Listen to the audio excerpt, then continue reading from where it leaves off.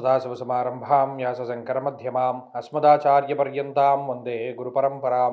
జ్యోతిష్శాస్త్రాన్ని భావితరాల వారికి ప్రసాదించిన ఋషుల యొక్క పాదపద్మాలకి నమస్కారం చేసుకుంటూ, అలాగే నాకు ఈ జ్యోతిష విద్యను నేర్పిన గురువర్యులు జ్యోతిష బ్రహ్మ కీర్తిశేషులు శ్రీ ఈరంకి సూర్యనారాయణమూర్తి గారు, సూర్యశ్రీ దైవజ్ఞ గారి యొక్క పాదపద్మాలకి నమస్కారం చేసుకుంటూ, ఓం శ్రీ మహాగణాధిపతి నమః, శ్రీ గురుభ్యో నమః, హరి ఓం.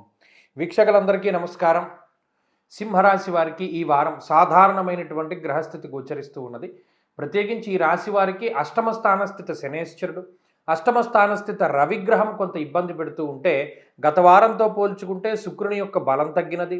శనేశ్వరుడు, కుజుడు, బుధుడు మిశ్రమమైనటువంటి ఫలదాతలుగా ఉన్నారు. అంటే ఈ వారంలో ప్రధానంగా గురుడు అలాగే చంద్రుని యొక్క బలాలు మాత్రమే కనబడుతూ ఉన్నాయి.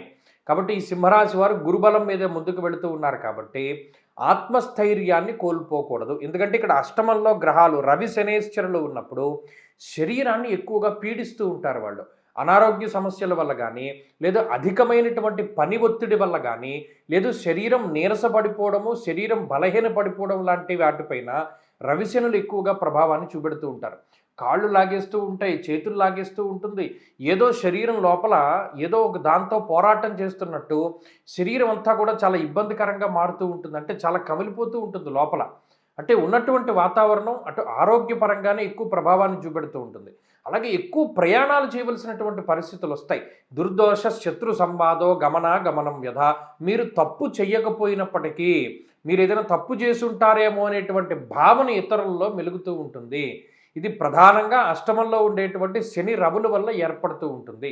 ఎందుకంటే దుర్దోష శత్రు సంవాదో గమనం వ్యధ. వెళ్ళేటువంటి ప్రయాణాల్లో వృధా ప్రయాణాలు ఎక్కువగా ఉంటూ ఉండడము, అనవసరమైనటువంటి తగువులు అధికంగా ఉండడం, నానా కార్య విరోధస్య.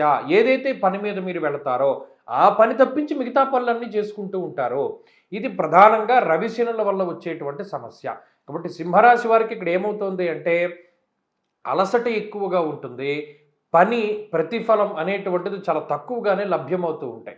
కానీ ఇక్కడ ఏంటంటే కొంతలో కొంత గురుబలం ఉండడం వల్ల ఏదో ఒక రకంగా దేవుడు సహాయం చేస్తూనే ఉంటాడు. అంటే పలానది మర్చిపోయి సగం దూరం వెళ్ళిపోతారు, అప్పటికప్పుడు గుర్తొస్తుంది. అయ్య బాబోయ్, నేను ముఖ్యమైనటువంటి దాన్నే మర్చిపోయాను, నేను పలానా చోట ఉన్నాను రా బాబు, మీరు పంపండి అంటే వెంటనే ఎవడో ఒకడు పంపుతూ ఉంటాడు. అంటే మొత్తానికి కార్యం చెడిపోకుండా కొంతలో కొంత మీరు రికవరీ కాగలుగుతారు. ఇది భగవంతుడు మీకు ఇచ్చినటువంటి గురుబలము. కాబట్టి ఈ వారంలో సింహరాశి వారికి ఇదే ఫలితాలు కొనసాగుతూ ఉంటాయి.